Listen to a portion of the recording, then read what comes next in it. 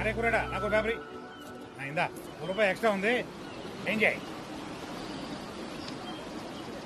మంత్రివర్గ విస్తరణ, మోటార్లకు మీటర్లే, young YouTuber ని శభాషని మెచ్చుకున్న హోమ్ మినిస్టర్, గువ్వ విహారీ ఛానల్ ని అందరూ సబ్స్క్రైబ్ చేసుకోవాల్సిందిగా విజ్ఞప్తి, హోం మంత్రి ట్వీట్ పైన మండిపడుతున్న ప్రతిపక్ష నేతలు.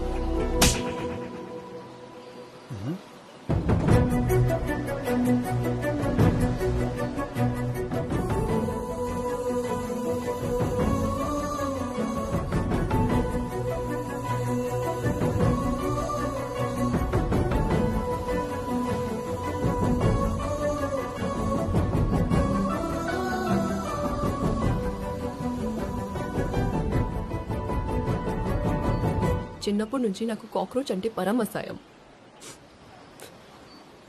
ఈరోజు నిన్ను దానికన్నా 10 రెట్లు ఎక్కువ ఆశయించుకుంటున్నా. ఇంకెప్పుడు నీ మొహం నాకు చూపించకు. I hate you.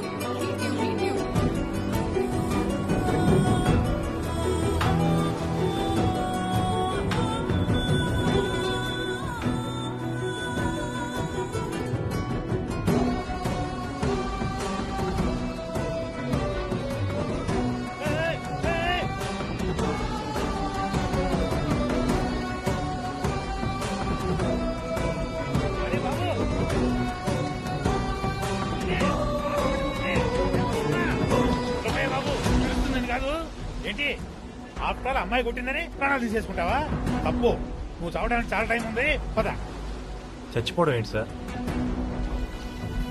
చెప్పు కొట్టుకెళ్ళిపోతుంటే తీసుకెళ్దామని వచ్చా.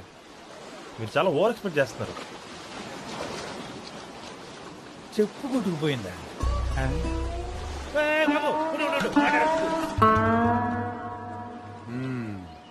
అవును బాసు, ఆ అమ్మాయికి నీకు గొడవేంటి?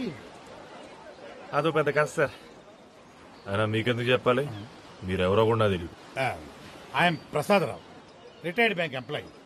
కొంపలో ఖాళీగా ఉండలేక పొద్దున్నే బీచ్ లో జాగింగ్ వచ్చి నీలాంటి వాళ్ళు చెప్పే ఫ్లాష్ బ్యాక్లు అంటావు నా హాబీ. దయచేసి చెప్పు బాసు. తప్పదా? తప్పదు, చెప్పవా ప్లీజ్. సరే, ఈ కథ 1990లో మొదలైంది.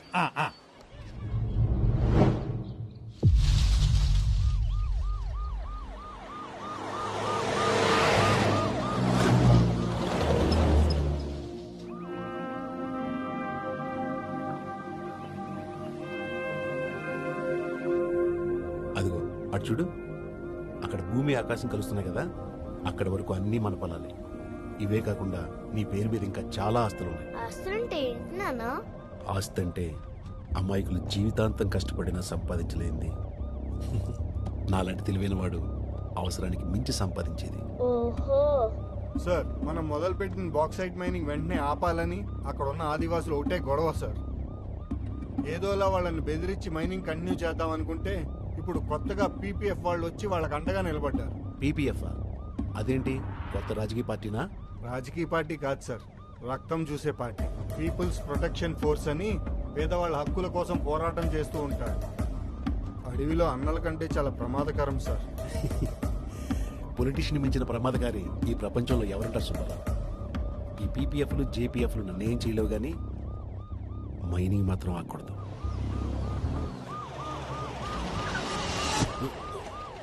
ఏమైంది? పీపీఎఫ్ వాళ్ళు సార్.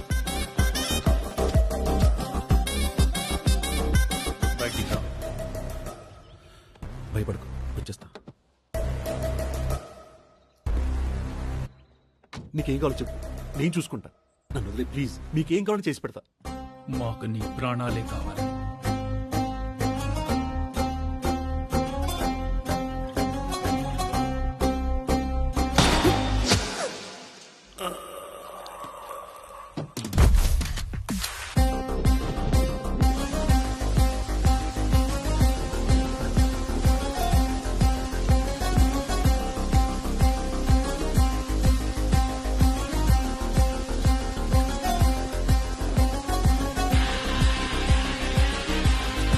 1990లో ఎమ్మెల్యే మర్డర్ కి కారణమైన పీపీఎఫ్ ఆర్గనైజేషన్ ని గవర్నమెంట్ నిషేధించింది. పోలీసులకి పీపీఎఫ్ కి మధ్య విరామం లేని ఒక పెద్ద కురుక్షేత్రమే మొదలైంది. ల్యాండ్ మైన్లు AK-47లు పేలని రోజంటూ లేదు. ఎంతో మంది పోలీసులు అలాగే ఎంతో మంది పీపీఎఫ్ ఆర్గనైజేషన్ మనుషులు ఈ కాల్పుల వల్ల చనిపోయారు. 30 ఏళ్లుగా జరుగుతున్న యుద్ధానికి ఫైనల్ గా ఫుల్ స్టాప్ పడబోతోంది. కొత్తగా ఫామ్ అయిన గవర్నమెంట్ పీపీఎఫ్ ఆర్గనైజేషన్ తో చర్చలు జరపడానికి సిద్ధమైంది. 3 రోజులు జరగబోయే ఈ శాంతి చర్చల్లో ఈ పీపీఎఫ్ లీడర్ల డిమాండ్స్ ఏంటి, దానికి గవర్నమెంట్ ఎలా స్పందిస్తుందో వేచి చూడాలి. ఇదిగోండి సార్, తీసుకోండి ఇవ్వండి సార్.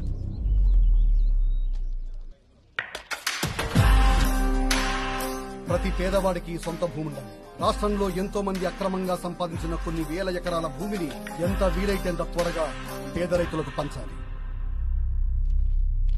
పేదవాడికి భూమి ఇవ్వాలి అనేది మా గవర్నమెంట్ సంక్షేమంలో ఒకటి. అందులో పెద్ద ప్రాబ్లం ఉండదు. అది ఖచ్చితంగా అమలు చేస్తాం. నెక్స్ట్, ఆదివాసీ ఉద్యోగ రిజర్వేషన్ కి చట్టబద్ధత ఇవ్వాలి. తర్వాత ఎంతో మంది మన పోలీసుల్ని చంపిన వాళ్ళతో ఈ చర్చలేంటో నాకు అర్థం కావట్లేదు. అరెస్ట్ చేసి లోపలేయకుండా మళ్ళీ నేను పుష్పగుచ్చం ఇచ్చి స్వాగతం పలకడం. కర్మ. మీటింగ్ అవగానే ఏం చేయాలో తెలుసు కదా, ఇది నా ఆర్డర్.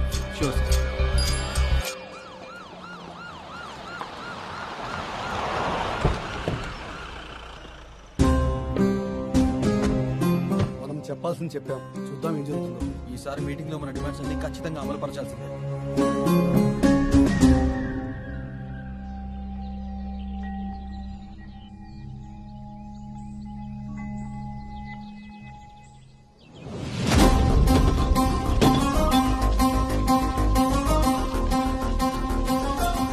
శాంతి చర్చలకు వెళ్లిన మా నాయకులు రాత్రి నుంచి కనిపించట్లేదు. ఇది గవర్నమెంట్ కుట్రగానో పోలీసుల పిరికి చర్యగానో చూస్తున్నాం. డీజీపీ నరేంద్ర మా నాయకుల ఆచూకీ తక్షణమే తెలియచేయాలి. లేకపోతే ఈ జీప్ లాగా రేపు డీజీపీ ఫ్యామిలీ కూడా తగలబడుతుంది. ప్రస్తుతానికి కానుగ్గా ఈ ముగ్గురిని పంపిస్తున్నాం.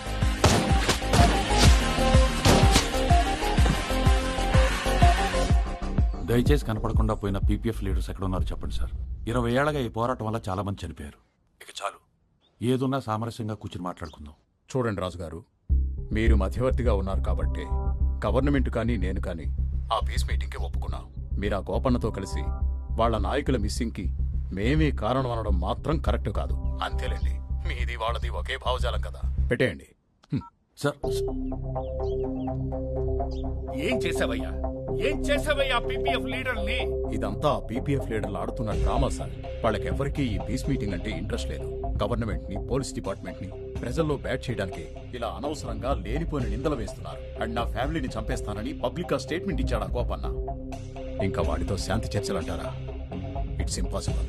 ఇక్కడితో ఈ మీటింగ్స్ అవి ఆపేసి వాళ్ళ మీద స్ట్రాంగ్ గా రియాక్ట్ అయితేనే బెటర్ సార్.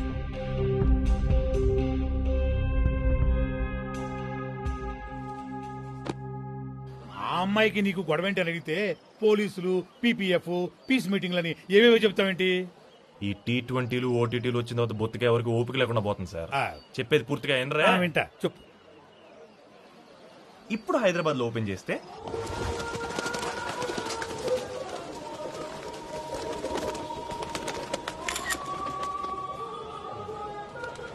దీన్ని చార్మినార్ అని ఎందుకు అంటారో తెలుసా? సిగరెట్ ప్యాకెట్ మీద దాని బొమ్మ ఉంటుంది కాబట్టి. నీకున్న జ్ఞానానికి నువ్వు ఇక్కడ గ్లాసులు కడుక్కోవడమే కరెక్ట్. ఇంకోసారి ఫ్రేమ్ లో కనపడటం అంటే అవి బీటు వేడాపెడా కో.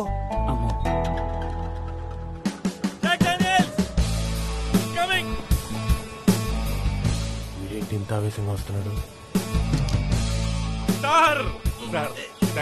ఫేస్బుక్ లో మీ ప్రొఫైల్ చూసారు, అదిరిపోయింది. ఇండస్ట్రీ ఏం మారలేదు.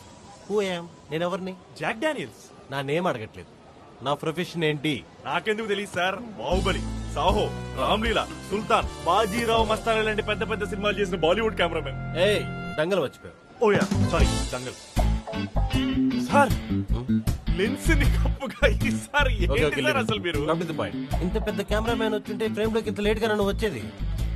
సల్మాన్ ఖాన్ షార్ట్ కి లేట్ గా వచ్చాడని ప్యాకప్ చెప్పి వెళ్ళిపోయిన రోజులు ఉన్నాయి. అసలు ఈ దండే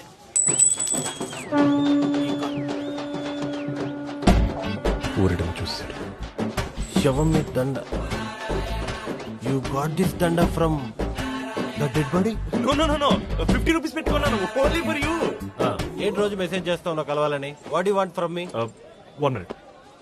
ఇదిగోండి, ఇది నా యూట్యూబ్ ఛానల్ మిస్టర్ డానియల్స్. పేరు గోవా విహారీ. గోవా విహారియా? యాక్చువల్లీ నేను ఒక ట్రావెల్ బ్లాగర్ని. బేసిక్గా ట్రావెల్ బ్లాగింగ్ అంటే ఒక బ్యూటిఫుల్ ప్లేస్కి వెళ్ళడం, అక్కడ ఉన్న కొత్త కొత్త విషయాలని తెలుసుకోవడం, రకరకాల మనుషుల్ని పరిచయం చేసుకోవడం, మర్చిపోలేని ఎక్స్పీరియన్స్ ని ఫేస్ చేయడం, ఇవన్నీ షూట్ చేసి మన యూట్యూబ్ ఛానల్లో పెట్టే లైక్ షేర్ అండ్ సబ్స్క్రైబ్ అంటాం. నా ఛానల్ తక్కువ అంచనా వేయకండి. నాకు 30 మంది సబ్స్క్రైబర్లు ఉన్నారు తెలుసా? అసలు ఆ 30 మంది చెత్తను చూడడానికి ఎందుకు సబ్స్క్రైబ్ చేశారో అర్థం కావట్లేదు. అంటే అది మియా ఖలీఫా కొత్త వీడియో వచ్చింది తెలుసా? అదిరిపోయింది. నిజమా? ఎక్కడ, ఏ సైట్ లో? ఫోన్ చెప్తా.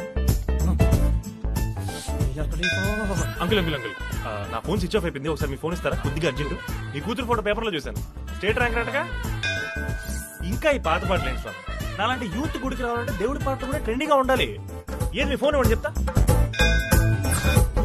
సో బేసిక్ గా you're not a travel blogger, you're a cheater. పాపరా 30 మంది. 30 ఏంటి మిస్టర్ డానియల్స్, 31. ఇందాక మీరు కట్స్ చూస్తున్నప్పుడు మీ ఫోన్ నుంచి కూడా నా ఛానల్ కి సబ్స్క్రైబ్ కొట్టారు. ఫ్రేమ్ లో ఉంటే నీ బెల్స్ ఉండేమో గానీ డేంజర్ బెల్స్ మాత్రం గట్టిగా మోగేస్తున్నాయి. మిస్టర్ డానియల్స్, డానియల్స్ ఒకసారి ఆగండి. మిస్టర్ డానియల్స్ ఆగండి. నా ఛానల్ నెక్స్ట్ లెవెల్కి వెళ్ళాలంటే అది మీ ఒక్కరి వల్ల వీలవుతుంది. అంటే ఏంటి? ఇప్పుడు నేను కూడా నీలాగా వేరే వాళ్ళు ఫోన్ చేస్తున్నా గంట నొక్కుతా ఉండమంటావా? చిచ్చి, అంత శ్రమ అవసరం లేదు. యాజ్ అ కెమెరా మ్యాన్ గా నా వీడియో షూట్ చేసి పెట్టాలి. అసలు నేను ఏం సినిమాలు చేశాను చెప్పు? బాహుబలి, సాహో, సుల్తాన్, రామ్లీలా, బాజీరావ్ మస్తాని.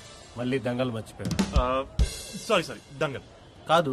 ఫ్రేమ్ లో అంత పెద్ద సినిమాలు చూసిన తర్వాత నీ ఛానల్ కి వర్క్ చేస్తాను ఎలా అనుకున్నావు? మిస్టర్ డానియల్స్, దయచేసి మీరే హెల్ప్ చేయాలి. ఇలాంటి పెద్దవాళ్ళు హెల్ప్ చేయకపోతే నాటి చిన్నవాళ్ళు ఎప్పటికి వెళ్తారు చెప్పండి? ఒక్క 3 days అదో ట్రిప్ రండి, మీ లైఫ్ లో మర్చిపోయిన ఎక్స్పీరియన్స్ ఇస్తారో ఐ ప్రామిస్. అది కాదు. సరే సరే okay okay okay, but one condition. నా రెమ్యునరేషన్ నువ్వు అఫోర్డ్ చేయాలి. మీరు రూపాయి తేకండి, మీ ట్రావెల్ ఎక్స్పెన్సెస్ తో పాటు మీ రెమ్యూనరేషన్ పువ్వులో పెట్టిస్తాను. ఏంటి ఈ పువ్వుల్లోనా? ఏంట్రా వాడేదో చార్మినార్ చూడడానికి కొంచెం టూరిస్ట్ తెగదిప్పుతున్నారు, ఈరోజు పోడారా అండి? సరే, ఎందుకు ట్రిప్ ఎక్కడికి? అమెరికాకా? కాదు, అరకు. ఇంత టైం ఇచ్చినా ఆ డీజీపీ రియాక్ట్ అవ్వలేదంటే మన నాయకుల్ని ఖచ్చితంగా ఎన్కౌంటర్ చేసుంటాడు. వాడెంత పెద్ద తప్పు చేశాడో తెలియడం లేదు. తెలియనోడికి ఏం చేస్తాం? తెలియ చెప్తాం. అలా చెప్పాలంటే తుపాకులతో పాటు తెలివి కూడా వాడాలి. తెలివిగా ఏదన్నా చెయ్యాలి. తెలివంటి గుర్తొచ్చాడు. బ్రహ్మాన్ ఎక్కడా?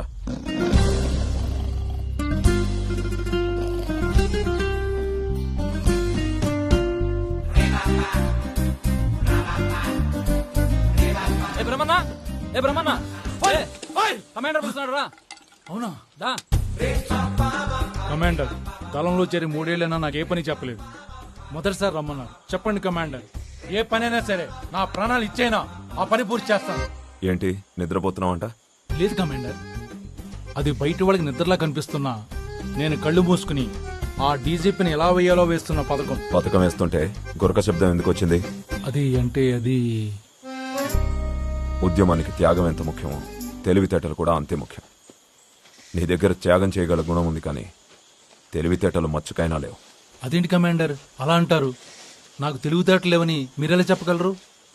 నువ్వు పార్టీలో రిక్రూట్ చేసిన సభ్యుల్ని బట్టి.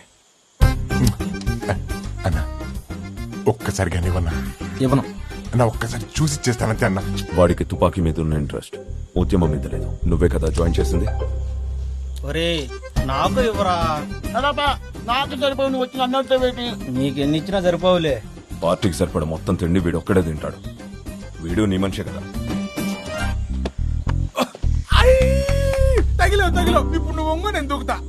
కర్మ, వాళ్ళని చూడు.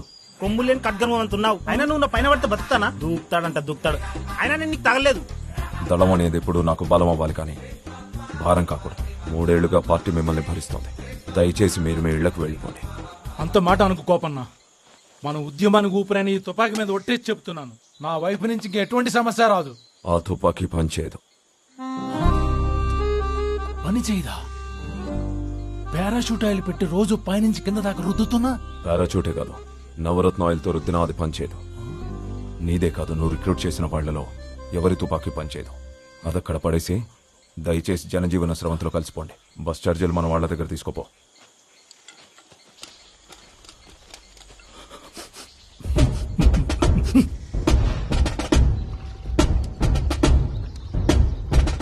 ఇందాక వెళ్ళిపోతున్న గోపాలం దళం దగ్గర కొట్టేశాను. మన దగ్గర ఉన్న గన్నులు ఇది ఒకటే పని చేస్తుంది. ఇది నీకెందుకు ఇస్తున్నాను తెలుసా? ఎందుకన్నా? నీ పేరు గురుమూర్తి, నీ పేరులోనే గురుంది కాబట్టి.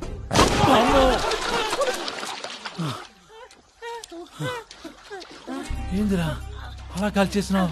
పేల్తదో లేదో అని టెస్ట్ చేశా, పేలింది. ఇప్పుడు మనకున్న ఏకైక లక్ష్యం ఏంటంటే మనల్ని వెళ్ళిపోమని మన కమాండర్కి మనమేంటో మన శక్తి ఏంటో ప్రూవ్ చేయాలి. ఆయనే మనల్ని మళ్ళీ దళంలోకి జాయిన్ అవ్వమని అడగాలి. అందుకు మనం అరకులో ఏదైనా పెద్దదిగా ప్లాన్ చేయాలి. సూపర్ అన్నా, ఇదే విషయం అడవి మొత్తం విషయం వచ్చేలా చెప్పన్నా. ఎందుకురా? నువ్వు మా కమాండర్ అన్నా, ఏం చేసినా ఎఫెక్టివ్ ఉండాలి. అంతేనంటావా? చెప్పాల్సిందే. అరకు మేము వస్తున్నా.